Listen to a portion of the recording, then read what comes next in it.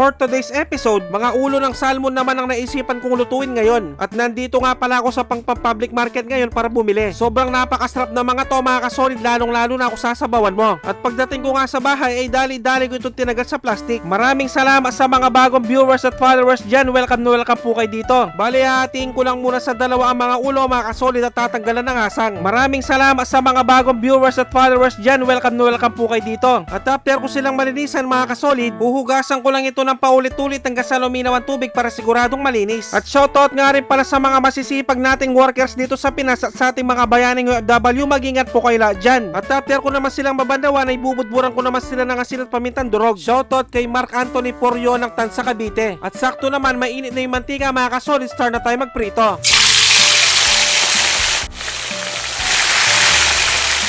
At kung umabot na kayo sa part ng episode na to mga kasolid, pwedeng paki-comment naman kung tagasan ka para malaman ko kung saan umabot ang video to. Maraming salamat. At pagkalipas lamang ng ilang minuto mga kasolid, tapos na ako magprito at start na tayo manggisa ng sibuyas, luya at bawang. At hahalu-haluin ko lang to hanggang sa lumabas ang napakabangong aroma. At dahil okay na to mga kasolid, nilalagay ko na ang kamatis sa sasangkapan ng patis. Bale, tansyameter lang ang gamit natin, wala tayong eksaktong measurement dito mga kasolid. Bale, lulusawin ko lang ang mga kamatis mga kasolid hanggang sa maging ganito ng itsura. At sunod ko na rin itong lagyan ng miso na kulay orange. At siguradong nakasuporta din ngayon ang Pibeta Ro Confraternity Magalang Council. Maraming salamat mga bossing. At sa palagay ko mga kasolid, pwede na to. Lalagyan ko naman ito ng tubig dahil ito magsisilbing sabaw. At bubusan ko na ito ng sinigang mix sa miso. Bale, tatakpan ko lang to hanggang sa kumulo.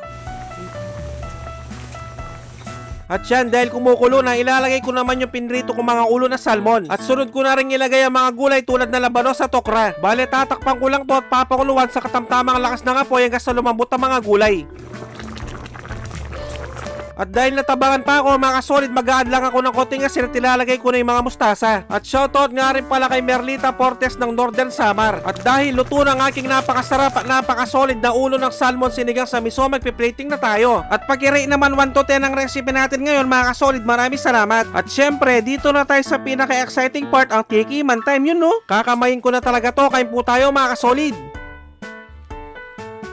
Sus Mariosep, kanya na po. Grabe mga kasolid, napakalasa at napakasarap. At yung sabaw niya napakasolid din. Saktong-sakto lang ang asim at ang alat. At siguradong mapapahanap ka talaga ng kanin pag ganito ang ulam mo. At eto nga rin pala yung sinasabi nilang unang kagat, kanin agad. At siguradong nakasuporta din ngayon ang Commando Brotherhood CBI. At kung may hangover pala kayo mga kasolid, pwede sa inyo to. At bibigyan ko na kayo ng pangmalakasang perfect bite para dito. Mga tampu.